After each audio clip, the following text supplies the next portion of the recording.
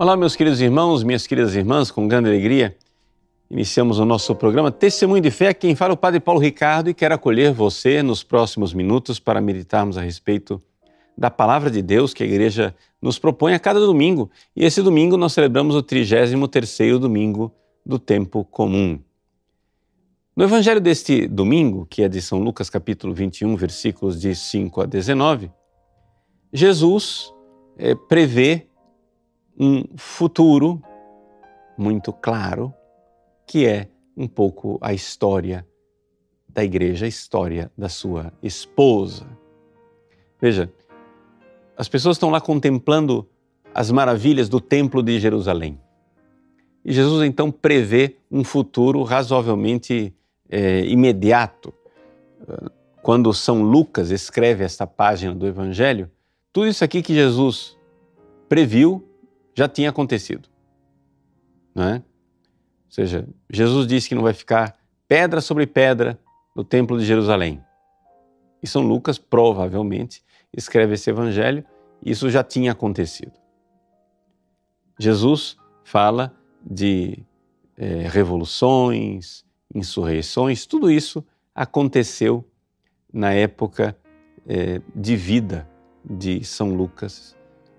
E, inclusive, as coisas de perseguição da igreja que São Lucas aqui fala, que Jesus previu e São Lucas escreve, tudo isso aqui já aconteceu com o próprio Lucas testemunhando. Por exemplo, São Lucas viu a vida de São Paulo, ele escreveu nos Atos dos Apóstolos.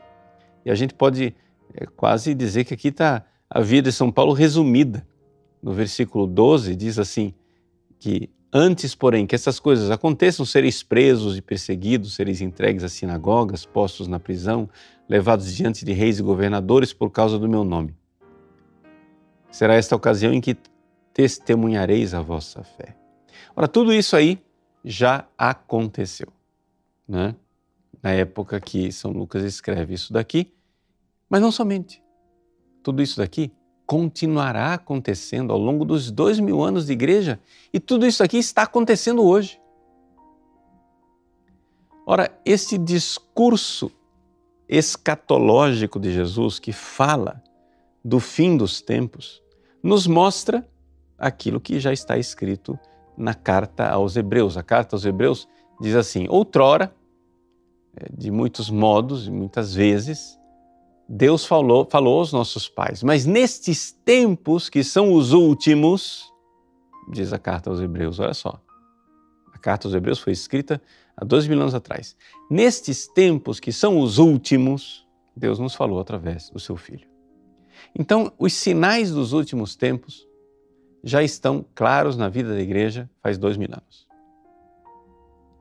E algumas pessoas ficam incomodadas quando a igreja começa a pregar a respeito do fim dos tempos e falar dessas coisas, porque ficam dizendo, não, mas para que ficar falando dessas coisas apocalípticas de fim do tempo?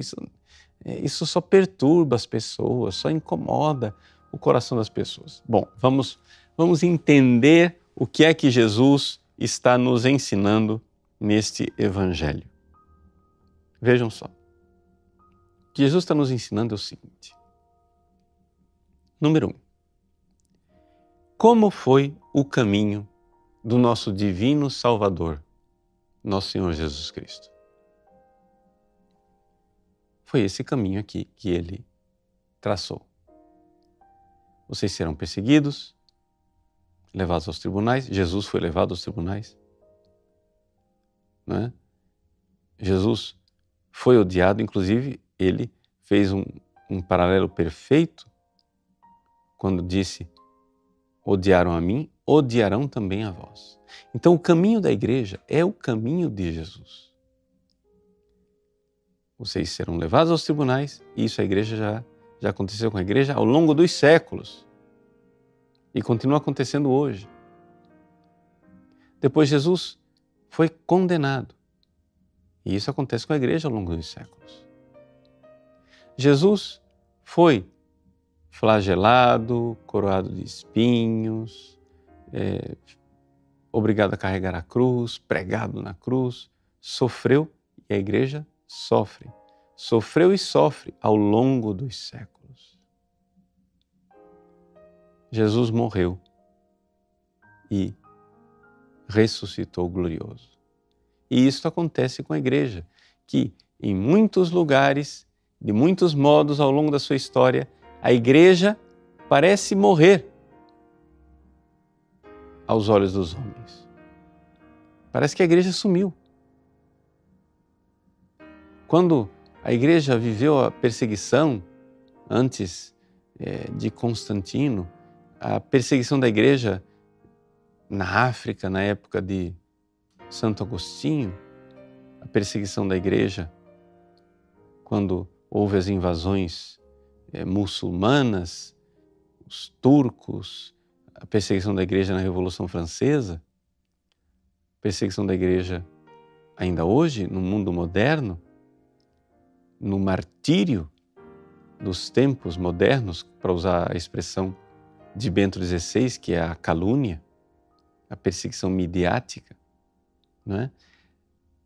A igreja continua sendo perseguida. Cristãos agora, nesse momento, estão nas prisões na China, estão sendo enxotados, perseguidos, mortos, torturados na Síria, na África. Tudo isso está acontecendo nesse momento. E por que está acontecendo tudo isso? Está acontecendo porque o caminho da igreja é o caminho, o mesmo caminho do seu divino Salvador, do seu esposo. Este é o caminho da igreja, esta é a regra. Essa é a regra para a vida de Cristo, esta é a regra para a história da igreja, e aqui vem o que eu quero ensinar para vocês hoje, essa é a regra da sua vida. Por quê? Porque as pessoas acham que existe um caminho mágico que a gente possa chegar no céu sem passar pelo mistério pascal da paixão, sofrimento, paixão, purificação, da paixão, morte, para só depois ter a ressurreição. As pessoas acham que, acontece o seguinte, tem algumas pessoas que são salvas pelo caminho do martírio e da cruz, mas nós, graças a Deus, vamos, se a gente rezar bem e se comportar direitinho, nós vamos chegar no céu sem precisar de sofrer. Gente, esquece essa ideia. A cruz não é a exceção. A cruz é a regra. Se você, seguidor de Jesus, cristão fiel e amoroso, se você quer entrar no céu para celebrar a glória de Deus, da Santíssima Trindade, junto com os santos e com os anjos, você ponha isso no seu coração definitivamente. Você tem que passar pela cruz. Não é possível ir para o céu sem passar pela cruz. Por quê? Porque se você quiser ir para o céu sem passar pela cruz, bom, na melhor hipótese, o que vai acontecer é que a sua cruz vai ser o purgatório. Porque nós precisamos, sim, nos configurar a Jesus. Jesus, né, diz no Evangelho de São Lucas, esse mesmo Evangelho que nós estamos lendo, na tarde da ressurreição, Jesus caminhando com os discípulos de Emaús, ele abre os olhos dos discípulos de Emaús e diz assim para eles: era necessário que o Cristo sofresse para entrar na sua glória. Era necessário, isso é uma necessidade.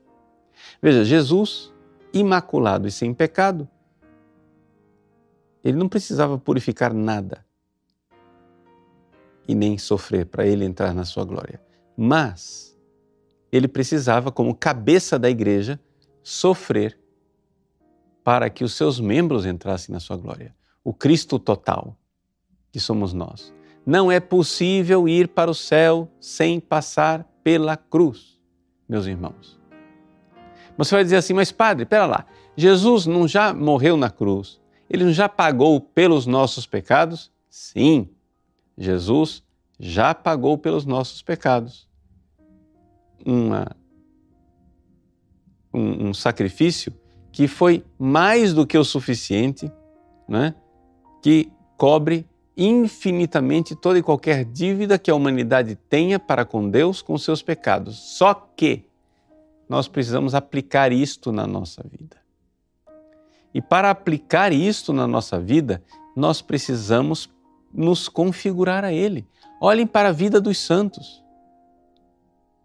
Vocês, por acaso, mas me digam um único exemplo de um santo que não seguiu Jesus crucificado para poder segui-lo glorioso no céu.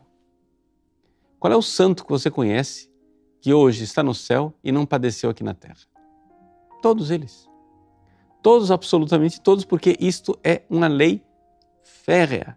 É uma coisa que não tem como escapar. Você pega os mártires dos primeiros séculos, mas você pega também os monges que seguiram o Cristo na cruz, na sua vida monástica de penitência no deserto do Egito. Você pega os missionários que atravessaram os mares e seguiram o Cristo crucificado, passando por tormentas, perseguições, dificuldades, enfrentando maus tempos, feras, doenças, para transmitir a fé e levar o Evangelho a tantos povos. Você pega os santos pais de família que sofreram pelos seus filhos, para pegar um santo pai de família conhecido, um São Luís Martin, pai de Santa Teresinha, como ele ofereceu tudo. Ele teve 9 filhos. Destes 9 filhos que ele teve, 4 morreram ainda crianças. A sua esposa morreu e ele ficou viúvo. E as outras 5 que sobreviveram entregou uma por uma a vida religiosa. Quando finalmente a sua última filha, Celina, disse que iria entrar no Carmelo, uma lágrima correu no rosto daquele santo homem que disse: obrigado, Senhor, porque me pedistes tudo. Sim, Deus nos pede tudo. E Ele quer nos dar a graça de entregarmos tudo. Por quê? Porque o destino de cada um de nós é o único caminho, que é paixão, morte e ressurreição. E se você não se unir a Cristo na sua paixão e morte aqui nessa vida, o que vai acontecer é que vai sobrar para você purgatório. Se você não se purificar amorosamente, o que vai sobrar para você é que você se purifique sem poder corresponder ao amor de Deus no purgatório. Não é? Por quê? Porque não é possível entrar no céu sem passar pela grande Páscoa. A finalidade da nossa Páscoa, do nosso sofrimento, é duplo. Vamos aprender isso.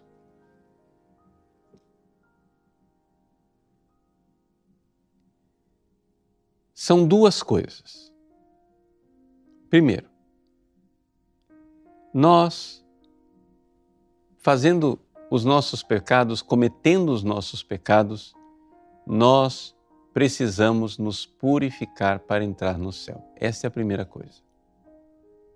Segunda coisa, nós, uma vez purificados, podemos e devemos seguir o caminho de Cristo para carregar os fardos uns dos outros e pagar as penas dos pecados dos outros, para que nós, juntamente com Cristo, generosamente amemos os nossos irmãos. Vamos analisar essas 2 coisas. Primeiro, é necessário purificar os nossos pecados. Vejam, quando você peca, você faz duas coisas. Uma é que você vira as costas para Deus. Esse ato que você realizou é um pecado mortal com um castigo eterno chamado inferno. Então, diante do pecado mortal, do fato de que você virou as costas para Deus, essa ofensa de virar as costas para Deus, o que você faz, o que você merece é o inferno. Ora, para livrar você do inferno, Jesus morreu na cruz. E pronto. E aí, somente Jesus é quem pagou esta pena. Mas, tem uma segunda coisa que você faz quando peca.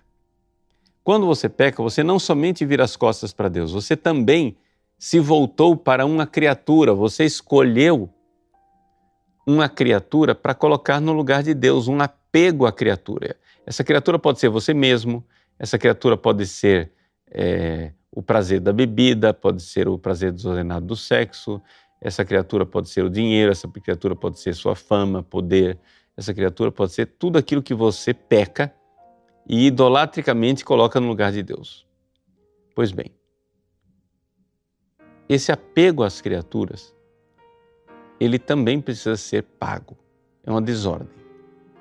E essa desordem, ela, se você não fizer penitência aqui nesse mundo e unir a Jesus os fardos do dia a dia, suas doenças, perseguições, cansaços, né? Se você não fizer aquilo que Jesus disse, Jesus é quem disse, renuncia a ti mesmo, toma tua cruz dia após dia e me segue. Se você não fizer isso, o que vai acontecer é que você, se morrer em estado de graça, você não vai para o céu direto.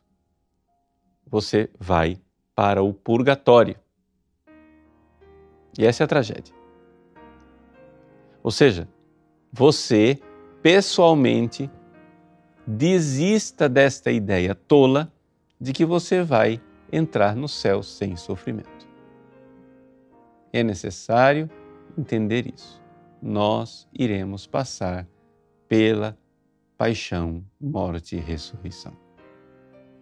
Agora, se você for generoso, unindo seus sofrimentos a Cristo, você se purifica, como se purificaram os grandes santos. Por exemplo, São João da Cruz se purificou como? Sendo perseguido e sendo colocado no cárcere de Toledo. Ali, ele foi purificado completamente e entrou na sétima morada. Santa Teresinha, né? Nos seus sofrimentos, no Carmelo de Lisieux, ela se purificou completamente e entrou na sétima morada. E assim todos os outros santos. Acontece, porém, que uma vez purificados, os santos começam também a fazer uma segunda coisa. Uma vez que eles já foram crucificados com Cristo, eles começam a viver uma segunda paixão, que é uma paixão por nós. Ou seja, uma vez que São João da Cruz sofreu na mão dos carmelitas calçados no cárcere de Toledo e já entrou na sétima morada, já era um santo purificado, dali para frente ele começou a sofrer por nós. Não parou o sofrimento na sua vida, ele ainda viveu muitos anos e foi perseguido dessa vez pelos carmelitas calçados, pela própria reforma do Carmelo que ele havia ajudado a fundar. Mas ali ele realizava a sua missão de sofrer por nós. Santa Teresinha do Menino Jesus, na enfermaria do Carmelo de Lisieux, ela já estava na sétima morada, ela já tinha purificado tudo o que ela tinha para purificar, mas ela lá sofria por nós. Então, vejam como os santos se configuram a Jesus. E esta é a história dos santos. Ora, se esta é a história de Jesus, que foi condenado injustamente, foi flagelado, torturado, crucificado, morreu, ressuscitou e subiu aos céus. Se essa é a história de Jesus e essa é a história dos santos que sofrem perseguições, doenças, achaques, problemas, dificuldades e se purificam a si mesmos e também se oferecem por nós, se essa é a história também dos santos individualmente, não é de admirar que essa seja a história da igreja. Existe uma ilusão da parte de alguns teólogos otimistas, de um otimismo que não tem fundamento nenhum na Escritura, nem na tradição da igreja, de que a Igreja Católica, no fim dos tempos, ela irá triunfar e que nós iremos de triunfo em triunfo até a glória do céu. Gente, isso não tem um mínimo fundamento dentro da realidade da igreja, daquilo que está revelado. O que foi revelado, e a gente vê aqui no Evangelho desse domingo, é que a igreja, ao longo de sua história e principalmente no fim dos tempos, ela irá viver o destino do seu divino fundador. A igreja será, sim, crucificada. Será o último e derradeiro desencadeamento do mal.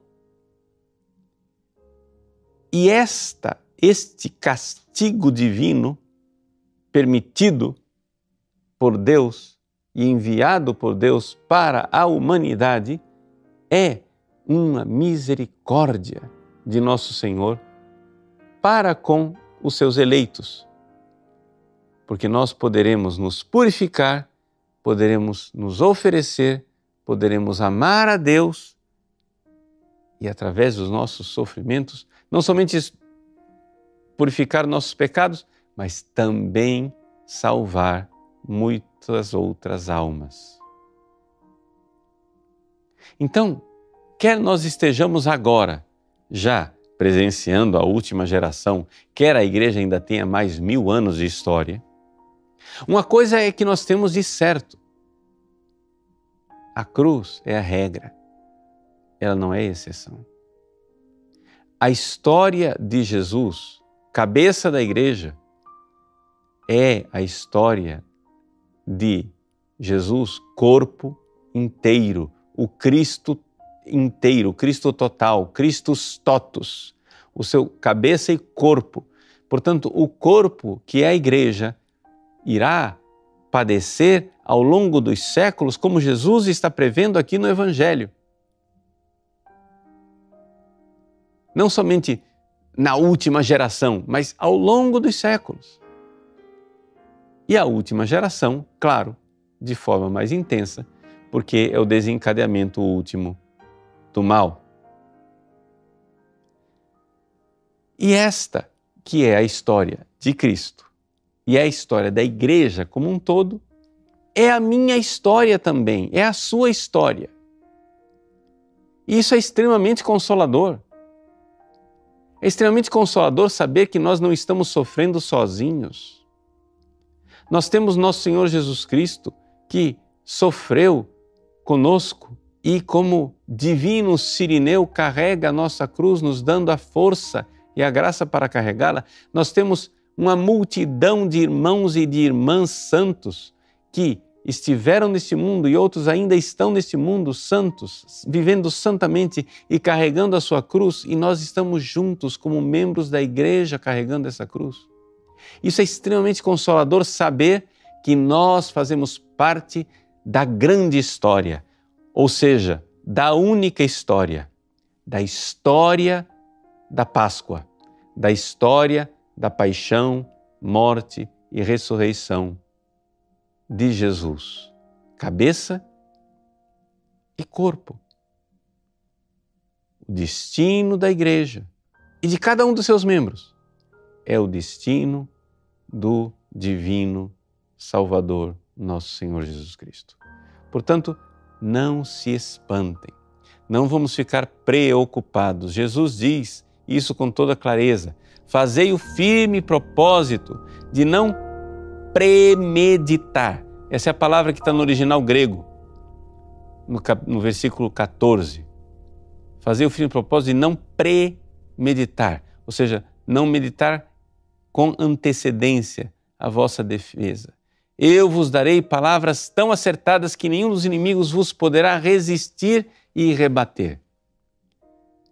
Existe um texto paralelo desse versículo no próprio Evangelho de Lucas, onde ele diz, capítulo 12, versículo 11 e 12, não vos preocupeis como Marta, agitada, preocupada, com o que vos defenderdes e o que direis, pois o Espírito Santo vos ensinará. O Espírito Santo vos ensinará. O Espírito Santo acompanha a igreja nesta sua missão, nesse seu martírio, quer dizer, no seu testemunho de união a Cristo ao longo dos séculos. Então, coragem, meus irmãos, coragem. Quando virdes estas coisas acontecerem, erguei vossas cabeças, porque está próxima a vossa libertação. É a igreja, esposa, que acompanha o seu divino esposo. E nós, alegres, eleitos, escolhidos por Deus, somos os membros dessa esposa. Deus abençoe você. Em nome do Pai, e do Filho, e do Espírito Santo. Amém.